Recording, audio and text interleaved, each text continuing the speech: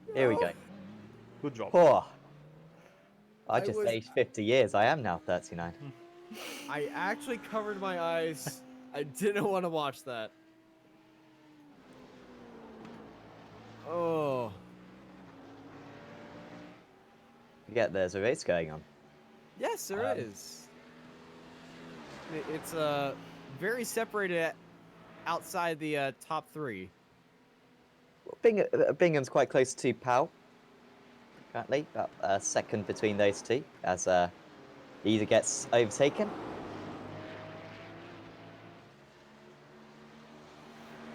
So, do you guys think that Fletcher has the pace to go back and catch Gooden or not? Ooh, that's a bit deep, isn't Oh, it? that is a great question. I believe he does, but there's always a but. Um, it's going to be how he deals with the lap traffic because he entered out in traffic and he's just been so far away from Guden that he can't close back in on Guden. And Guden's putting in, he just put in a purple sector 3, so Guden is on fire right now, and Fletcher has just been off the pace. And by off the pace, I mean very small and marginally, and I'm talking about the leader's pace. Compared to everybody else, Fletcher is a rocket ship, but right now it's Guden who is Concorde. If anyone's an aviation person, you would get that reference. If only Mach 1 Esports were out on circuit currently. We've got to use that pun next on the next Sim Racers World Endurance Series events. A big. Sorry? Yeah, I just saw messes on Harrison Bingham's wing.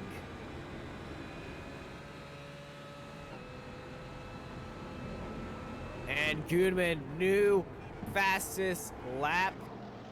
Only person to get it in the 2-minute 2s. Goodman is pulling away from Fletcher. Trying to read, but it's very tough. I see my thoughts and opinions or something. Try TV1 here, Marco. There you go. That's a bit far away.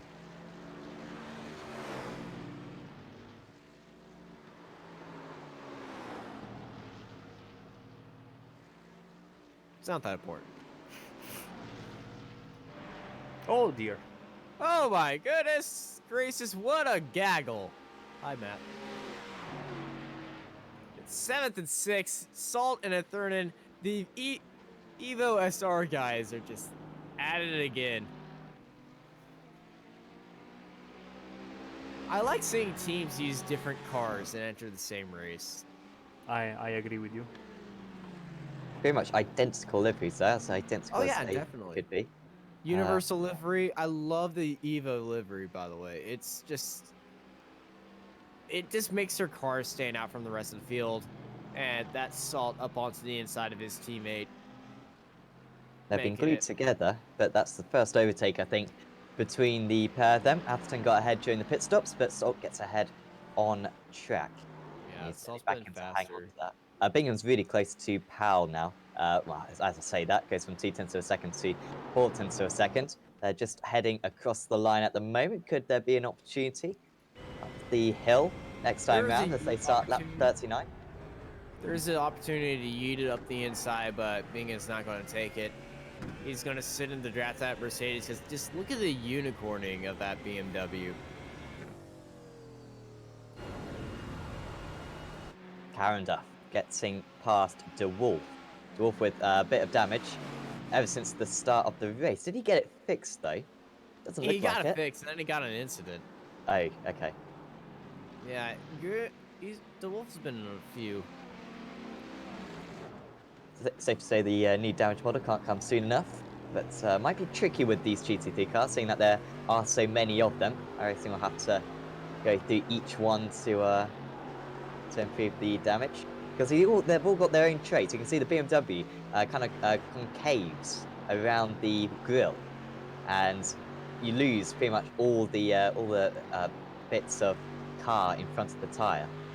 And that's pretty much how you spend the majority of an endurance race, driving the BMW. And all the others have their own unique traits. So the Audi has its mega flexible rear wing. The unicorn Mercedes. Yep. The Ferrari.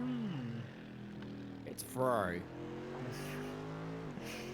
What about the Ford and the roof? The Ford has its unique front nose that just Can't be- gets exponentially smaller into like a knife. Can't believe you forgot about the McLaren. You went for the rough before the McLaren. Yeah. Well, no one's driving the McLaren. Yeah, but you literally cannot drive the rough, I think. Well, you literally can't drive the McLaren. Yeah, it's in the Bathurst event. It is in the Bathurst event, and I love driving the McLaren, I must say. But It was available for this race. No one took Yeah. up the offer, however. You know, it's oh, Paul, be careful. It's nice to Eagles- drive a car that doesn't want to kill you. That I think was Austin's point. yes. Yes. But when you're driving down the straight, you're on the back of wings, the speed on the back of the wings. Bayham onto the inside. My opinion, something. Forget these battling for P10, and they're still side by side. Ah, but that's his sponsor. My opinion, and therefore fact. It's a podcast. Ah. MOATF Esports.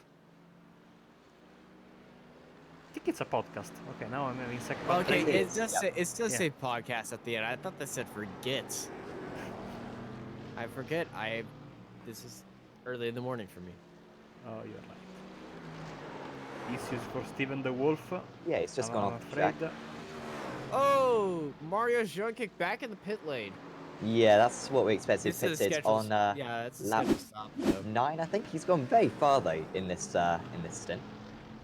Yeah.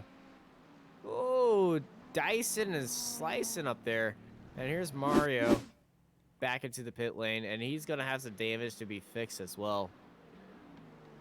Back with the Evo SR guys, staying with each other. Salt ahead of Ethereum.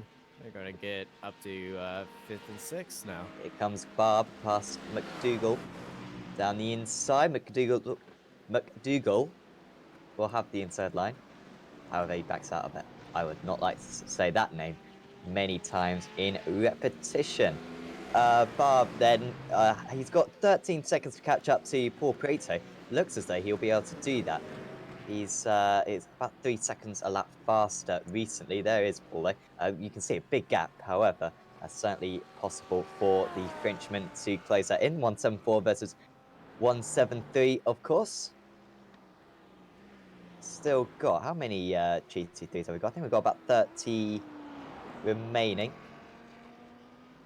Yes. Got about 15 retirees at the moment. Still top 34 still going in this race, and we started off with 50.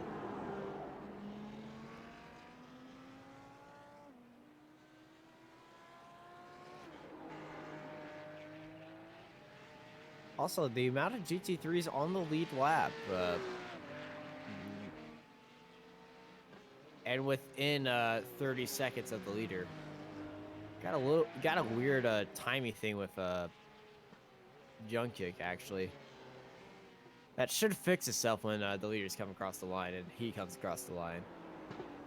Shall we see how Lundberg is looking up there? See if there's any nerves on his face. Oh, you are absolutely right, man. How could I forget about this? I'm not sure if we're going Oh, to be it's able to see him. daytime. It's Yeah. daytime. They have the. Yeah. It only works at nighttime, but I can tell you, under that visor are two eyes staring through the soul right now. Well, they will stare through your soul. It's all concentration for Noel Bloomberg. Focused as a whistle, 45 seconds ahead of P2. And he cannot be any more focused with about 30 minutes remaining here at Mount Panorama for the 2 hours of Bathurst here on Apex Racing TV. Can we have matte and chrome helmets yet? That's a good question. I always tell to myself I have to look into it, and I always forget. I don't think we can. No. I swear I've asked that before. Oh, that's Oh, into the Oh Porsche. no no no no! That's the That was the RSR. 276 of. That's it. Kurtz. Yeah, it's Kurtz getting tagged.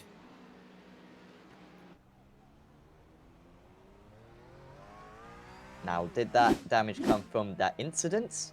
He's yeah, already no, had it. he had a rough day. Oh, he just got. Oh.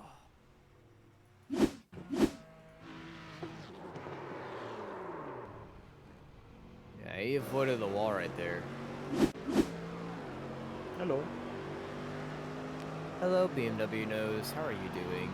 Not good, judging by. It's a. I just realized three-way fight between Yeah. Pal, Bingham, and Boschoff for P10, and Boschoff's car just looks mint right now.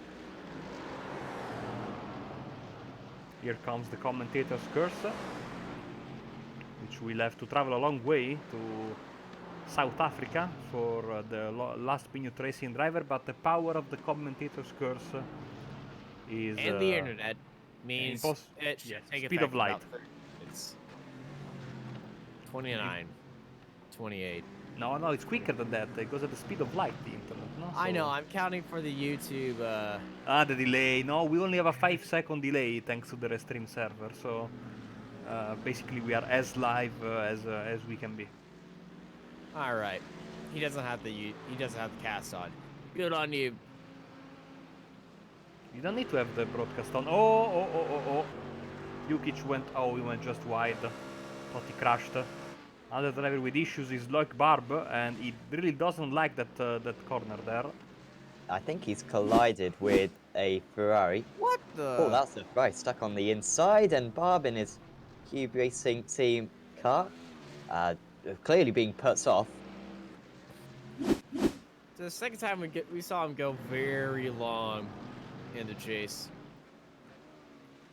I tell you what, these three guys are about to be lapped by the leader, and it's not going to be easy for Wyatt Gooden, of course, because Pau, Bingham, and Boschoff are all in a big fight, as we have seen for the past 15 minutes or so. 30 minutes left. You see there in the back end of your shot, you begin to see the first glimpses of the leader. So let's stay on this fight, I'd say, because this could be very interesting even on a race perspective, because if Wyatt gets stuck behind these guys, those 6.7 seconds of gap over Fletcher could shrink very quickly. Yeah, they also got the 29th place laps car. Those lappers, Purla, I have been a lapper around this place. It's not fun. It is definitely not fun, and that's why I'm not racing here. Boscho's had way better pace than these guys. He was lapping about 2 seconds a lap faster. Also, Chris Danes, good pace for him. Just at a 2:04. He's 12 seconds ahead of these guys. Also catching up to Mario Jukic. Those two actually could catch up to the Evo SR boys in fifth and sixth. Here comes And Bod Gooden. Boland. What happened to Bod Boland earlier on? I swear he was running in fifth. How did he lose He's those? now 'Cause they 7th, and he really makes it made up 5 on for them. 6 on Ethereum.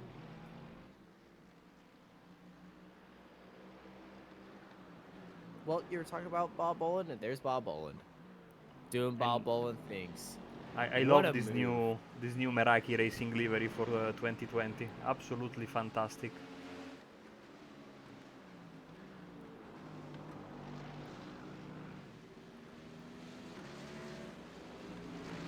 Back onto the three-way battle for 10th place between Poe, Bingham, and Boschoff. Boschoff at the back of this fight. Watching it, very studying it, really. But he's making his way, getting ready for the charging Wyatt Gooden. He's about to get the lap down on him. Poe started down in 22nd place. Not sure if that was reflective of his pace, but he's been much more strong in this race setup, undoubtedly. Also got Philip Bush, seemingly is just toe back to pits, unless he's been in there for a while. Here it is. Just going to be an individual mistake, I think. Oh, he's lost the rear end there. Usually it's the front end. Boom. And into the wall. Was fortunate not to take Oh! anyone else out. That was Bod Boland, I think. Yes, He it taken was. last.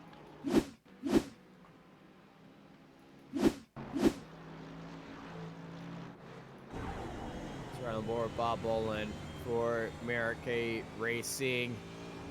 All good, all good, all good. Oh no, oh no, oh no, oh no. And guess what? He didn't lift at all. No. Yellow No lift. flags? What yellow flags? Maybe he's colorblind, I don't know. But I did not hesitate one bit.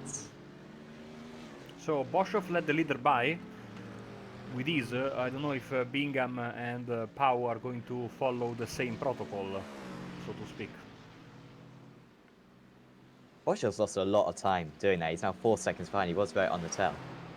So made quite an effort, it seems. I see his logic. You want to be behind the lead so you can follow through the leader, but of course, I think the leader's probably going to drop him by the time that they catch up to these two again. You can see he's already dropped him.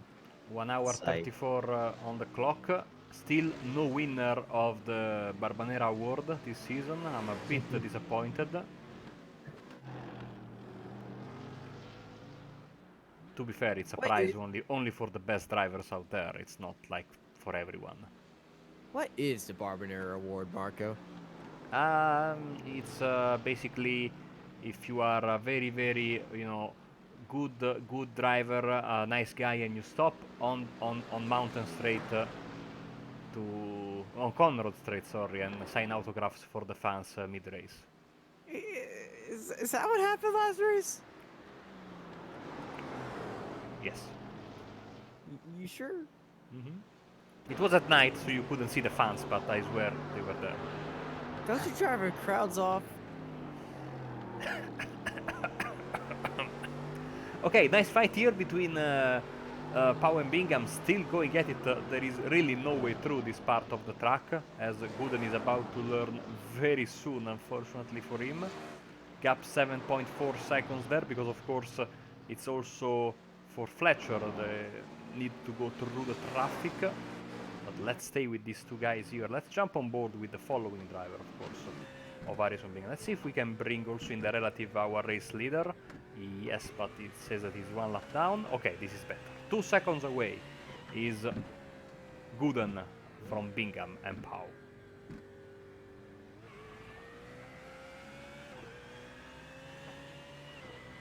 I think he's just struggling for straight line speed as Bingham, hence why he hasn't been able to get past so far. 4/10 of a second going onto this straight. At the moment, it's about stabilizing, 0.39. Yes, it's pretty much identical. Maybe a couple of hundredths of a second gained. But seen overtaking at a premium today, at least clean overtakes. Wonder where else he could perhaps get past. Because, yeah, all these major overtaking spots are just post very long straights. Race leader getting closer and closer. 7 seconds, by the way, between the top two. Fletcher has taken quite a bit of time out in the last couple of laps, but it's not nearly enough to put the 118 car under too much pressure. Wide again for Josh Poe. He's inviting this attack, but he's got such good straight line speed, he doesn't really have to defend much. I think there is also Boshoff and Claes in between Fletcher and Gooden. Yes, that's exactly the case. So more Traffico has a bit of a mistake there from Pau going very wide, and this has put Gooden on the back end of these two. Oh, here we go on the inside the BMW. No way through. Oh, this would be brave. No, he has to back out. I thought he was going to go all the way around the perimeter of the corner there. Wasn't to be. And now Gooden's really with him. He's still peeking for that outside move. So if you are the leader, what do you do now? You got a 7-second lead car behind. I would just wait, see eventually what happens, because he knows he's faster than him, and with that blink right there, he would just stay. That's like the cautious. least thing you want to have happen to you in this moment. Yes, that is not good.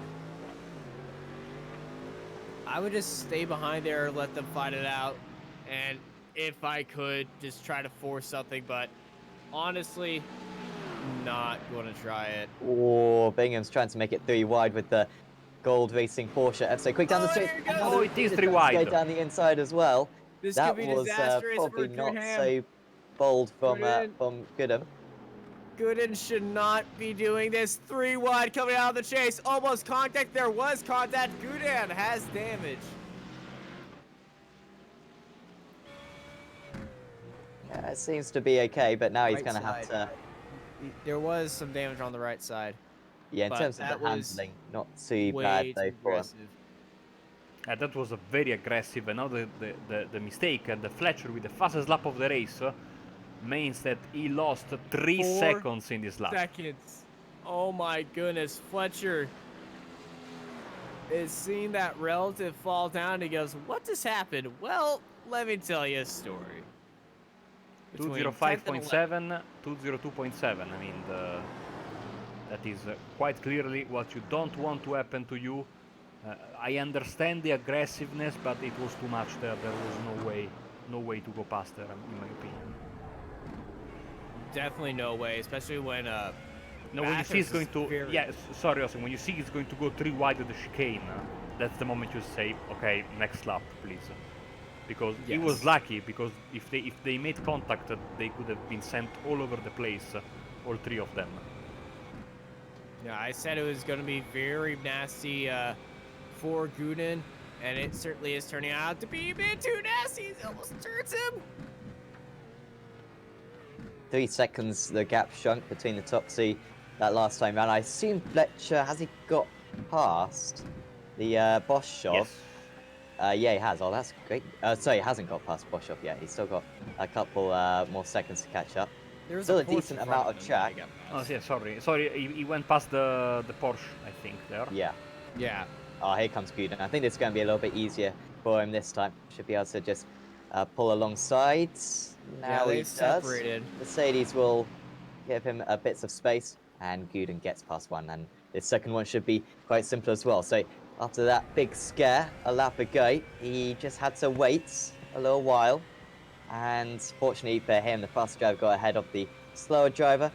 And now this move on apologies on Bingham should be quite comfortable. Probably down into turn 2. 5 seconds the gap is down to. The gap would have shrunk by another second and a half or so. Fletcher could probably see the race leader now. And there is some more traffic up the road still. And these guys just getting faster and faster with each one they have to overtake.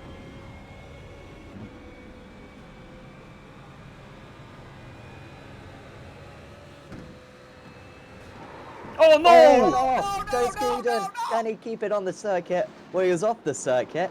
He's got back on, and he's got the car stopped. Well, instead it was going to be a comfortable move. It was anything but, because he just went into the back of his rival, seemingly. I don't know if there was a lift, perhaps from the BMW. Oh, he just didn't pull out soon enough, did he? And how lucky he was.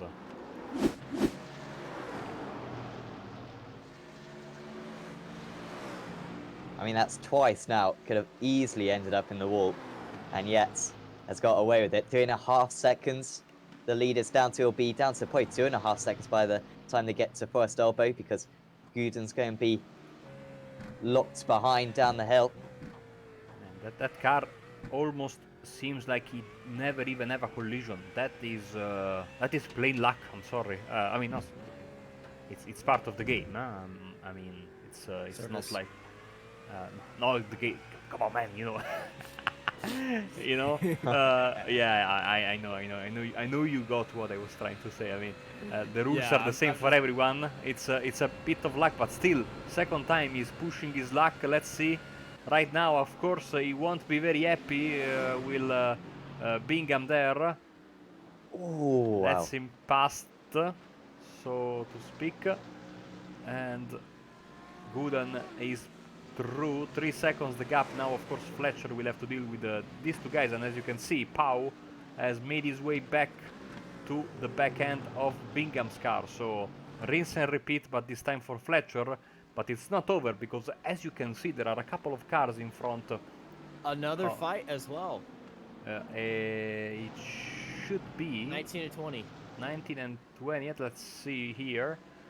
Yes, exactly. We have Paulo Preto from Escuderia Sul Brasil and Phil McDougall, of course, of CXR Project Black.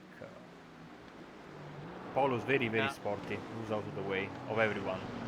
Nice guy. I mean, this is a class move from him. And he was fighting as well, the car head, so he's going up a lot of time. Fletcher got past him easily as well. This will be awkward for Guden, I imagine, because McDougall is lapping quite a bit slower, and I don't think he's going to quite catch him before they start de-escalating the mountain. Yeah, he's going to catch him at a pretty bad point set, but 2.5 seconds. He's got a couple of cars between him and second place. He can afford to lose half a second right now.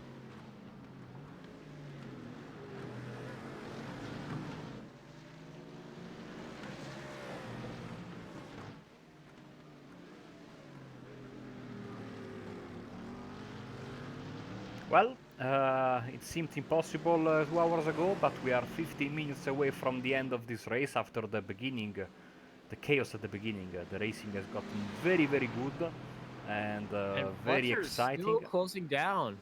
Let's see Fletcher right now, 2.3 seconds. Let's jump on board with him. Why not? And I want to answer a question, Brian Vorse. Blue flags must not be a thing, and brake checks and lifting on purpose is endurance racing. Yes, it's endurance racing.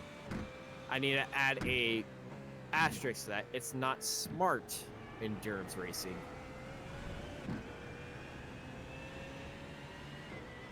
Two seconds. The car moves out of the way. Still falling down, 2 cars. Here comes Fletcher. Great exit off the corner. Now this is what gave Guden a little bit of a problem. But Fletcher, I've had hand-on-hand experience of him lapping you, and he is very, very methodical in how he does it. There's another car down. One to go. It's not too much traffic in front of these guys now. They might catch up to... Oh, wow. Being very generous there. Is he going to lose a position? Just about gets back on the racing line. He's under pressure.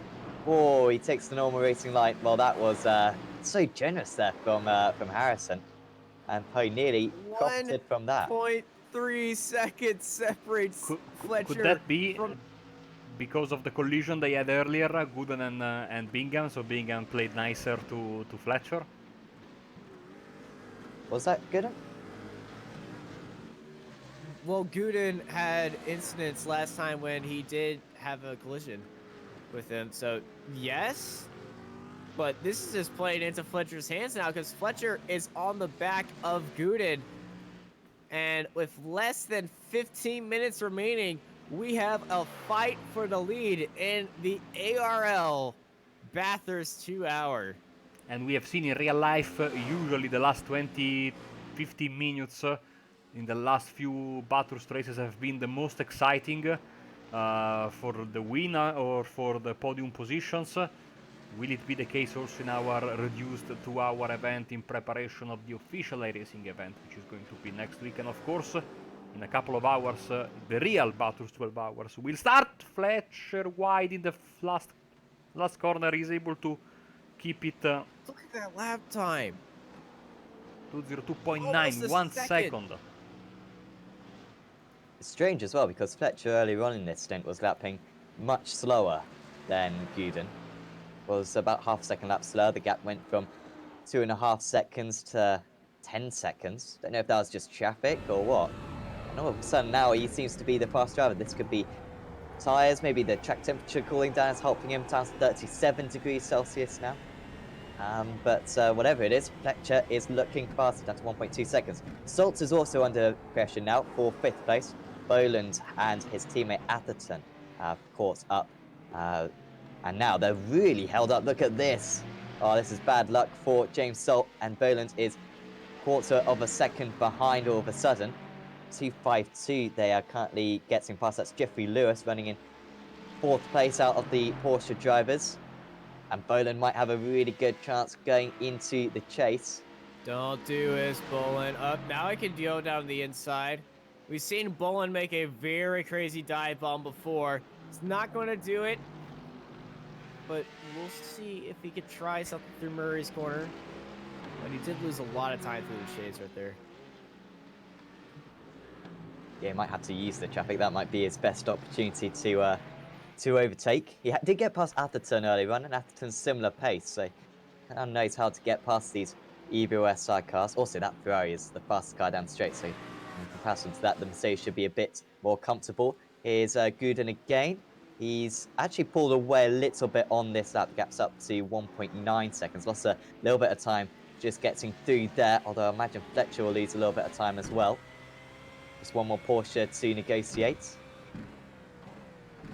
Can we get the track map up? Oh, wow, that was close. Can we get the track map up, Marco? See how many cars have got ahead of them?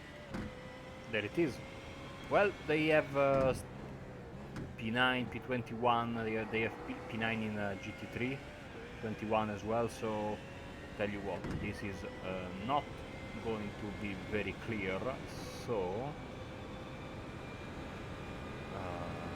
this is better. Okay, so you can see in green the GT3s and in yellow the Porsche Cup cars. So they have quite a bit of GT3s in front of them, but they are sufficiently spread out. But I think they are going to catch them before the end of the race. Oh, in it's the the wall! wall! Goes Fletcher. Well, Fletcher that might not be too much damage, although he's struggling now. He's crabbing. He's got Yeah, damage. that's it.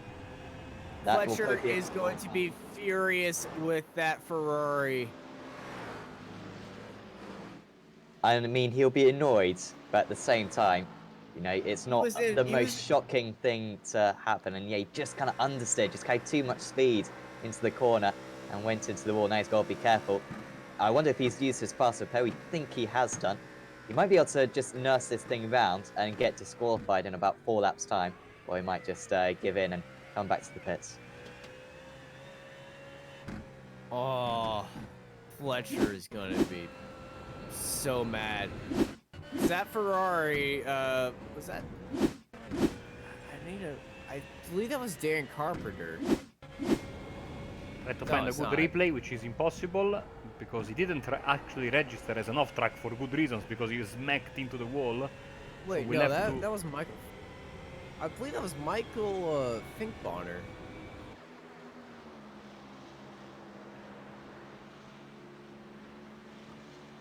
Because I've seen that Ferrari. Could have been be Phil so McDougall, potentially. True. That Ferrari, I've seen that Ferrari do that so many times, just letting people by, staying up onto the inside. You broke so early, but unfortunately, it was just at the apex, and that was in Mark Fletcher's line of registry, muscle memory, and Fletcher has to go into the pit lane. So disappointed. And I think he would be very angry and upset. He has the right to be, honestly. Yeah, but it's one of those things that you got to learn for the 12 hours. That's going to happen a few times in that race.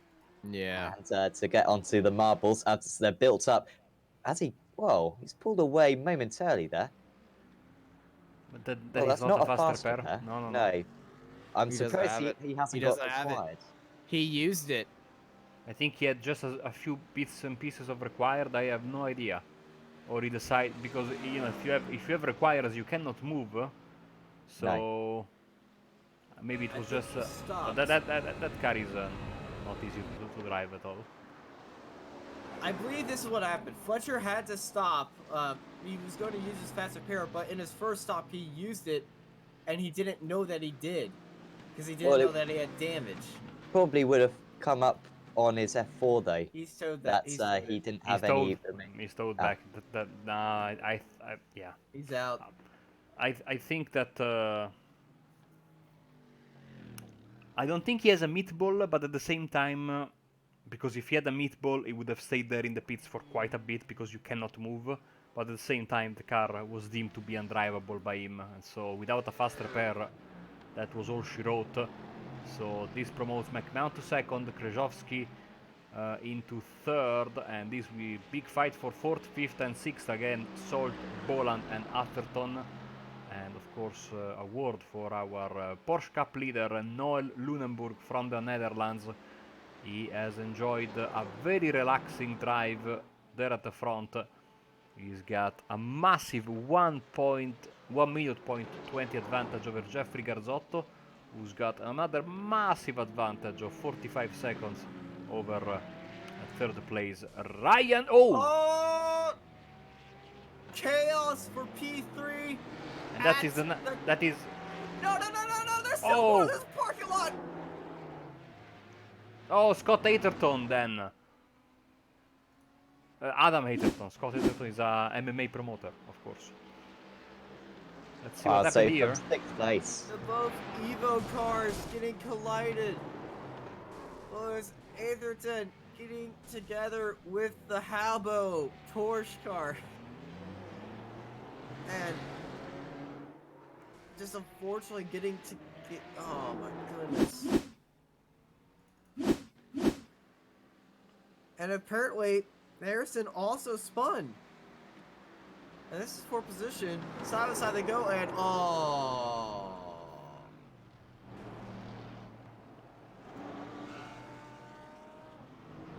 Oh dear. Wow. F3, come on.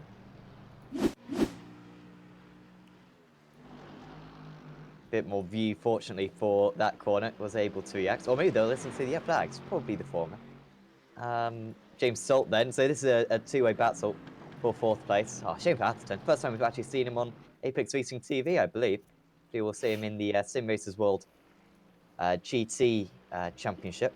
Although Evo SR aren't usually too prevalent in that. Maybe you see him in World GT. Scott But Atherton, Salt's- of course. Sorry, not an MMA promoter.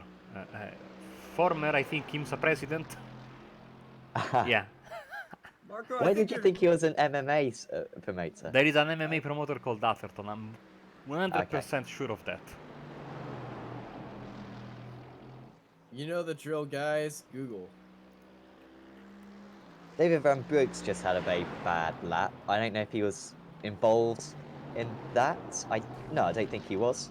But he's all of a sudden under quite a bit of pressure from Karen Duff and Engel. Also, De Wolf getting caught by Bass right at the end. About 3 seconds faster was Bass on that last lap. No, there is no MMA promoter called Atherton. Okay. But there are some fighters called after them. Yeah. Not very, very famous fighter, so I doubt that was the reason of my slip of the tongue. As we have Paulo Preto here with Phil McDougall, etc. This is the back end of the top 20. Where is our Porsche leader? There he is. And he will finish in the top 20 overall. And I think he had the cleanest race of everyone in the field. Even the leader of the GT3 overall leader, Wyatt Gooden, hasn't been as clean as him. Look at that car, perfect, and he has been out of trouble since the get-go, while the rest of the Porsche category was involved in some sorts of shenanigans. Someone more, someone less. He hasn't, and with less than 4 minutes to go, he's looking good value for his lead, and would be a very dominating win, to say the least. Yeah, It is actually, definitely going to be a dominating win. he might even get a parade lap as well, because Gooden, I don't think, will quite lap him on one more time. So he should have pretty much an entire lap just for himself at the end. Engel on that lap, actually, did he get past Karen Duff? He may have done so. At the start of this lap, Engel was ahead of Karen Duff. So maybe on the last lap, I think he managed to get past. So he's up into 13th place, Karen Duff in 14th. So Bass getting past De Wolf as well. He's got some massive damage, I think, as Stephen De Wolf. He's down into 16th place.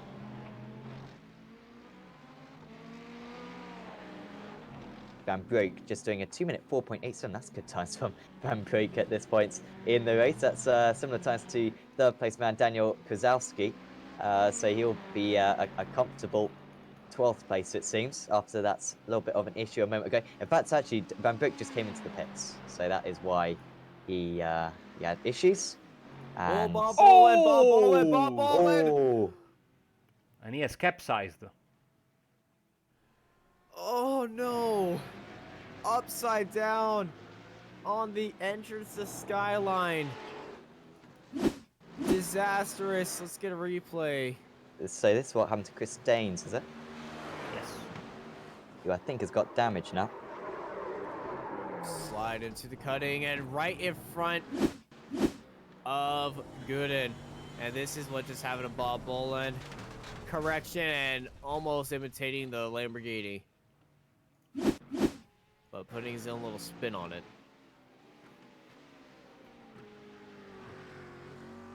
So in these final few laps, guys, everything is happening. We might also have a fight for the podium here between Lewis and Winfeld. Winfeld, of course, involved in that crash earlier with Atherton.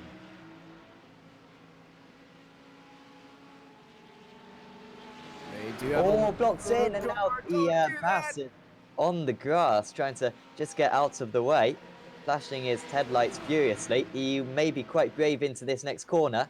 However, there's absolutely nowhere he can go. He goes down the middle, that's not too wise, and there's a little bit of contact. It's Lewis who moves ahead of Weinfeld for third place. Something must have happened here in the mountain section. Trying to see where Pink Bone Bonner is. Yeah, still in 28th place, so yeah, maybe he was involved in smoke something. and smoke.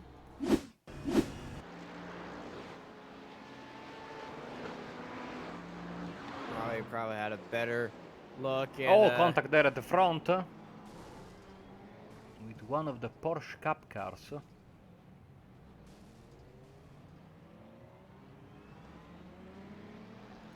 That is so unfortunate, especially on the last lap as we entered. Marco, I think you have something to say. Sale la Blanca here in Bathurst, final lap of the race for Wyatt Gooden in GT3, the leader, whilst Noah Lunenburg is right in front of him. Be a nice photo finish, potentially. Being set up by these guys. Finished side by side. mean, there's not They had much- the space to do it. There's not much else that Lundberg has had to do in this race. It's been a comfortable race win for him.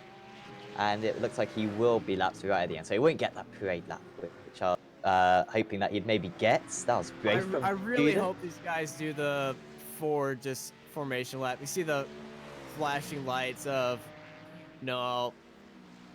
That'd be so cool if they did that. No.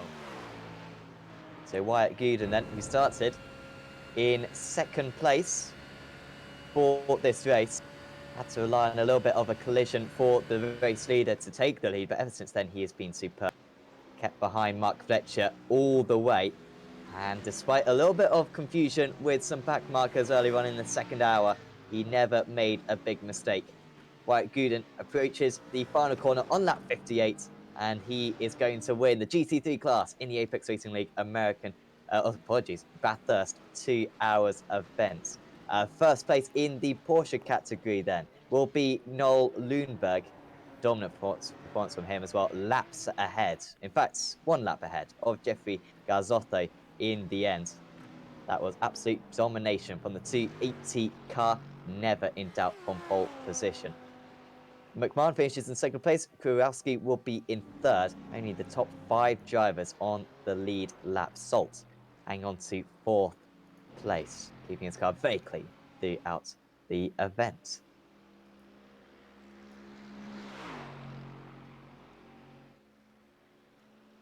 Second place in the Porsches will be Jeffrey Garzotto. Just seeing if there's any other battles out there. Jeffrey Lewis confirmed as third place, beating Ryan Weinfeld for the final spot on the podium in the Porsche category. Apart from that, all calming down out on circuit. Everyone had their battles sorted out within the final few laps of the race.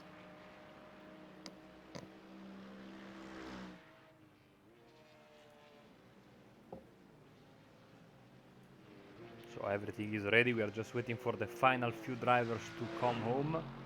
like James Salt, for example, and Mario Jukic, they will finish 4th and 5th. And then, of course, it will be time, as per usual, for a little bit of the bubbly on the podium. They will have to wait a bit because there are some drivers who are stranded far, far away, and that's why we cannot give you the race results just yet. I mean, at least it's not the Nordschleife. We might do one of these events for as a preparation for Nürburgring 24, and Yeah, when done. that happens, that will be 8 minutes. Or so. Oh, he's done the jump. Ah, Oh, well you should have done, told Noel us. Lundberg. Replay. Coming. Taking the win in the Porsche Cup and taking flight, ladies and gentlemen, no Loomberg.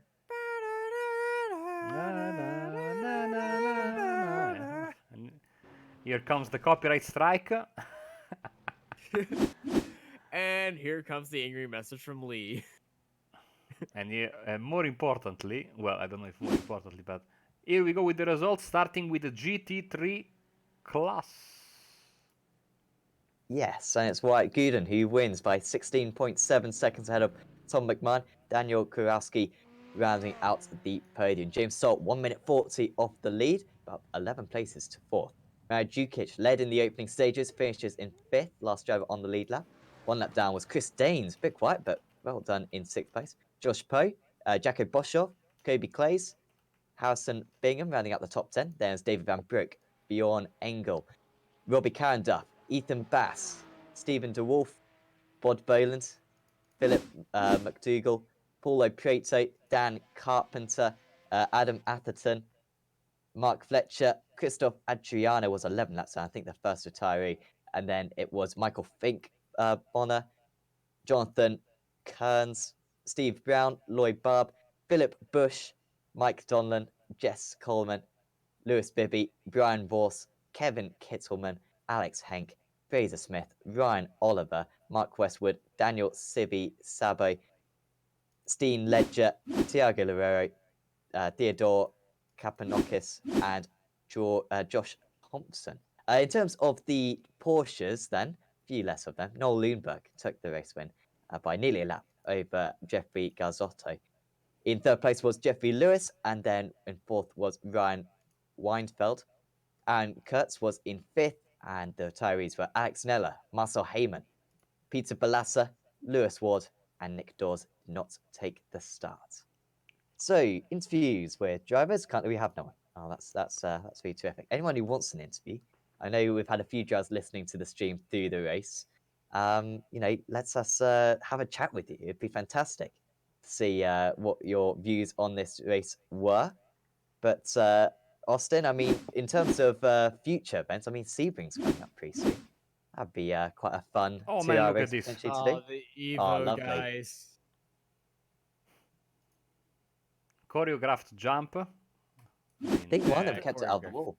Yeah, well, the other one did. Yeah, that's a good effort.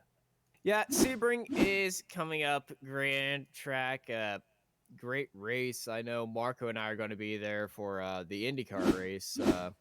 That's coming up next week. But the Sebring Endurance event, that's going to be very fun to watch. And believe we're covering that. I'm not sure. Nothing's been announced yet, but I think Yeah. it makes sense. It makes sense to do. There you go. Great Oh, stuff. That's 10 out of 10 from Oh! McMahon. Big for Congrats. McMahon. Sign that, clip it, ship it off, pass Look a check. He also Tom went through his McMahon. teammate. Look at this. Perfect. Woo! Wait, he picked up some damage from that too. Ah, who cares? Gets the side points, and it was beautiful. So, I think no one is coming for interviews, but if you haven't had enough of racing, you will have to wait just a bit. Oh no, we have Oh, someone for interviews. Bod Boland. Hold on, Awesome. everything, and let's talk with Bod Boland.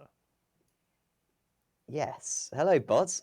Thanks for having a chat with us. I mean, it was a really good race for you until right at the end. Just take us through the accident that you had.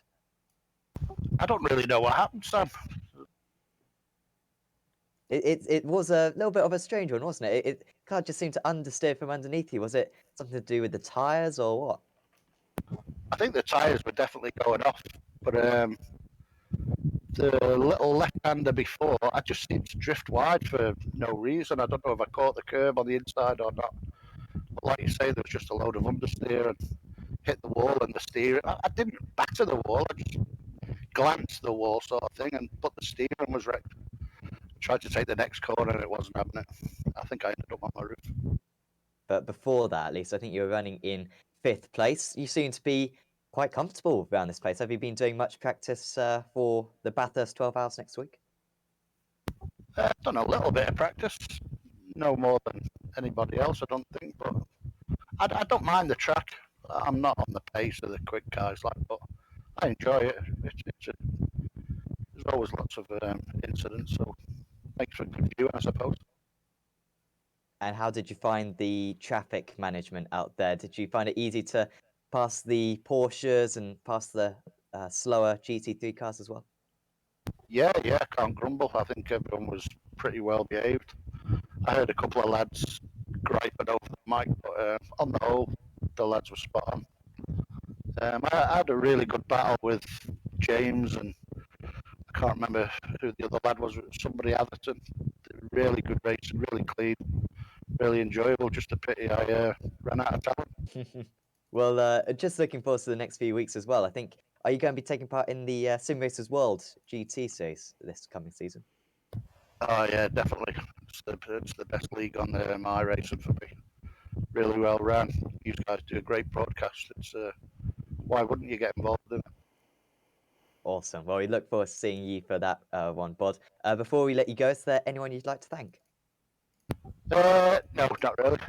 Just you guys for the broadcast. I'll probably watch it back through my fingers. But it's always a good broadcast from you guys. And thanks for putting on a great event. Well, thank you very much, Bod, and we look forward to seeing you soon on Apex Racing TV. You will, pal. Take care. So that was Bod Bowden finishing in 16th place today, but running as high as 5th, like I said just before. Jonathan Kearns, I think, will be our next interviewee. Austin, would you like to take this one, or shall I take it? I think I'll take it. I think Austin may have left. So I will have a chat with Jonathan Kearns. Hi, Jonathan. Fantastic to chat to you. Yeah, how was it out there? Just take us through your race. What happened? The start wasn't too great. I missed the start. I was at the bathroom, so it was a little bit unfortunate. But I made my way back and got caught up by some back markers and got some damage there, and that pretty much ruined the race for me. And how did you find kind of the racing other drivers around here? Because it's it's pretty tight up at the top of the mountain. I mean, did you have too many collisions with other drivers? No, I didn't have any collisions with any drivers. I did have problems with the GT or the Porsche Cup cars. I did notice their pace was a little slower than us, and it was a little difficult up top. And are you going to be taking part in the 12 hours next weekend? Yes, I will be. I'll be racing with Cobart Motorsports, and hopefully we can get a good result. Awesome. And kind of what other series have you got in plan for the next few weeks? Can we expect to see you anytime soon on Apex Racing TV again? Yes, I do plan on racing a little bit more on Apex Racing, so hopefully I'll see you guys in the following weeks. Awesome. Well, thanks for having a chat with us, Jonathan. Is there anyone you'd like to give a shout out to? I guess my family for letting me race. Awesome. Well, thanks for having a chat with us once again, Jonathan. And yeah, hope to see you very soon. All right, have a good day. So that was Jonathan Kearns finishing in 29th place overall today, 24th in class. So I think that pretty much rounds us off for today's racing. And yeah, of course, coming up on Apex Racing TV, we've got plenty of other series. We've got World GT starting back up on Monday evening. That will be on the iRacing Esports Network. You got to check out that one. And then we've got official series, IndyCar Friday nights. We've got Formula Renault 3.5 on Saturday night. We've also got the Euro V8 Supercar Series Saturday night. AOSC, more V8 Supercars on Friday morning. IMSA Tuesday morning as well. Basically, loads of stuff. You need to subscribe to Apex Racing TV. Subscribe to the iRacing Esports Network as well, and you can check out all our latest races. But from me, from Austin, and from Marco, we'll say goodbye, and we'll see you next time.